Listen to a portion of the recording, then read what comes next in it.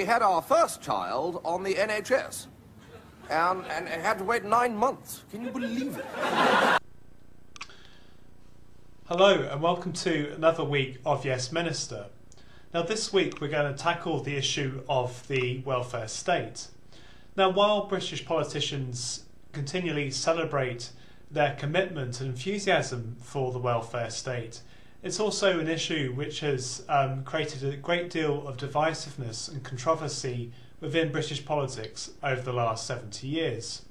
If we take, for example, perhaps the most celebrated foundation stone of the welfare state, the National Health Service, which was created in 1948, within a few years it had significantly cost a great deal more than initial estimates had thought it would, and charges were already being introduced in 1950 for some items. Now, the issue of the welfare state has created a great deal of historiographical controversy. So, in some traditional accounts of British politics, it's argued that there was a post-war consensus with both the Conservative and Labour parties being in support of significant welfare spending up until around 1975, when Margaret Thatcher becomes Conservative Party leader and thereafter challenges this idea of high welfare spending.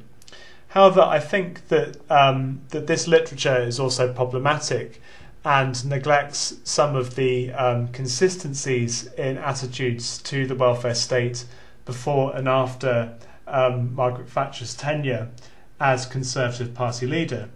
But I think it's significant that we get very different depictions of the welfare state and its history in the literature from the 1980s onwards.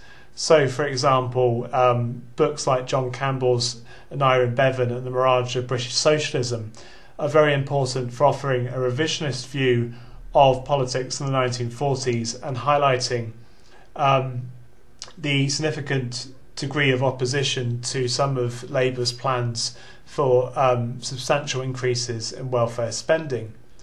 So this week, with the help of some films from the BBC and BFI archives, we'll be thinking about why reform of the welfare state has proved so controversial during its lifetime, and how significant was Margaret Thatcher's challenge to the welfare state and the post-war consensus, or supposed post-war consensus, depending on your viewpoint.